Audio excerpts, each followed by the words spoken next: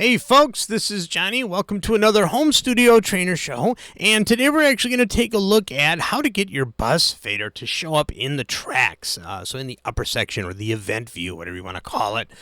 This actually comes in from a question from my good friend Rich, who says, how do I get rid of the bus? Well, in the track list, and I tried to get rid of it, and I had a hard time finding out how to add it. So I had to kind of go through things and finally figured it out. And so you guys should get some pretty good information out of this. It's really nice and convenient to be able to have all of your faders in the track view, especially if you're doing mixing on a track-by-track basis.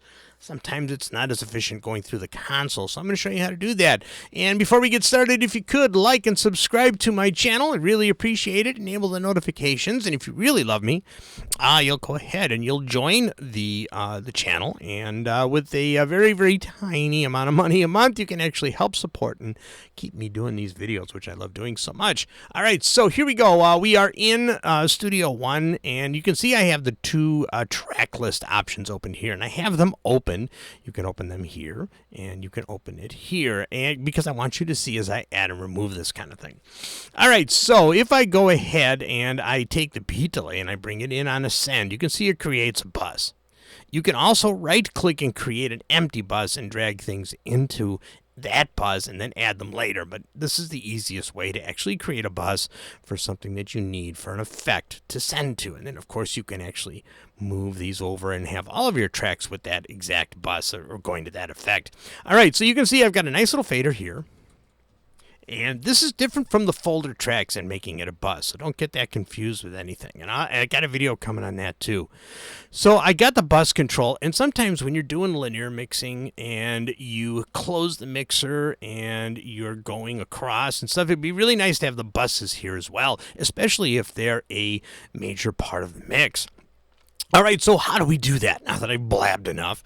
So what we're going to do here is we're going to right-click right on the fader for the bus, and you can see you have some options. You don't get those options clicking here, you don't get those options clicking here, and you don't get those options clicking on any of the effects that you have inserted. You only get them when you click on the fader itself. So now, if you look here, you can see Edit Automation Volume. Now, this is important because remember, the automation runs this way. So if I click on Edit Automation Volume, boom, it actually adds a fader and automation. So now if I try to hide these, it hides them both. And of course, that doesn't help. So what if you want to just remove this one in the end, but you want to keep this one? Well, you can't just right-click. You can say hide, but it hides that one too. So that's not going to work. I can right-click here and I can say hide, and that's not going to work. So there is a way to separate them. So if I right-click on the fader again, you can see here, you can say remove automation volume.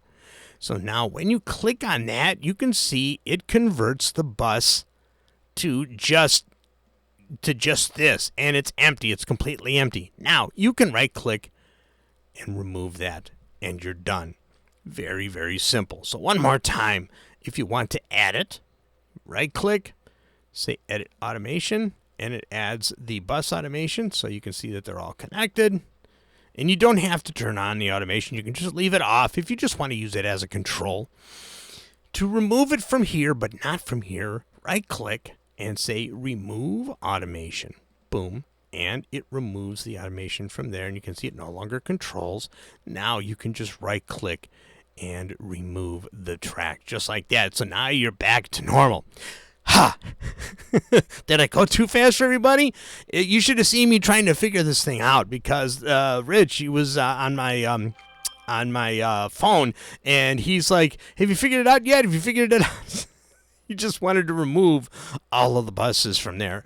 So there you go. So that should help immensely with you being able to actually remove those. There we go. And say hi to my daughter, who's actually back there. She's just watching me make a video. It is a Sunday, a lazy Sunday, so I thought this would be a really good video to make, just something casual.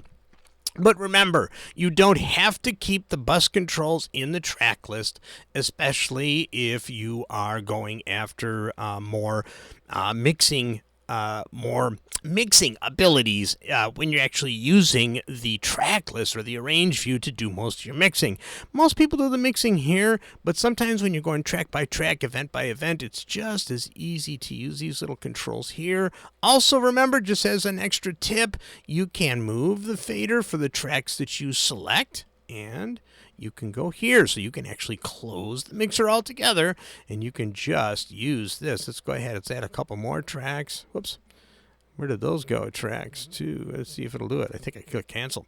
So there you go. So now the cool part about this is you can continue your linear mixing, especially if maybe you have the editor open and you're doing some editing and things.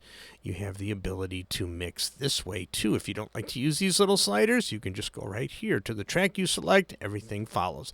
That's really basic for a lot of Studio One users, but for you beginners, it's a really cool little extra option. There you go, a little extra tidbit. Hope you guys got something out of this video, and I'll see you all in the next one.